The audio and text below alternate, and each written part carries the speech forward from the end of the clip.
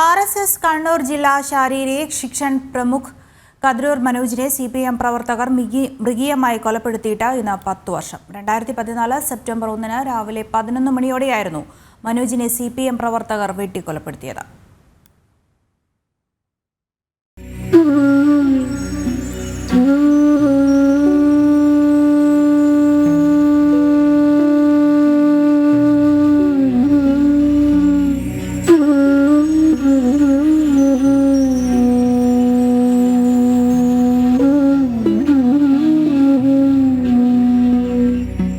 പത്തു വർഷം മുൻപ് ഇതേ ദിവസമായിരുന്നു കതിരൂർ മനോജിനെ CPM പ്രവർത്തകർ വെട്ടിക്കൊലപ്പെടുത്തിയത്.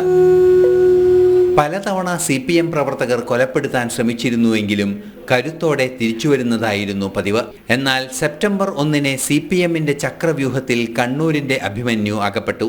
CPMന്റെ ഉന്നത നേതാക്കളുടെ നിർദ്ദേശപ്രകാരമാണ് കതിരൂർ മനോജിനെ കൊലപ്പെടുത്തിയതെന്ന് CBI ഉൾപ്പെടെ കണ്ടെത്തിയിരുന്നു. CPM മുൻ ജില്ലാ സെക്രട്ടറി P. ജയരാജൻ കൊലപാതകത്തിൽ ഗൂഢാലോചന നടത്തിയതായി കണ്ടെത്തി. പിന്നാലെ P. ജയരാജനെ CBI അറസ്റ്റ് ചെയ്തിരുന്നു. നിലവിൽ ജയരാജൻ ഉൾപ്പെടെയുള്ള കൂട്ടുപ്രതികൾ ജാമ്യത്തിലാണ്. ജനം, കണ്ണൂർ.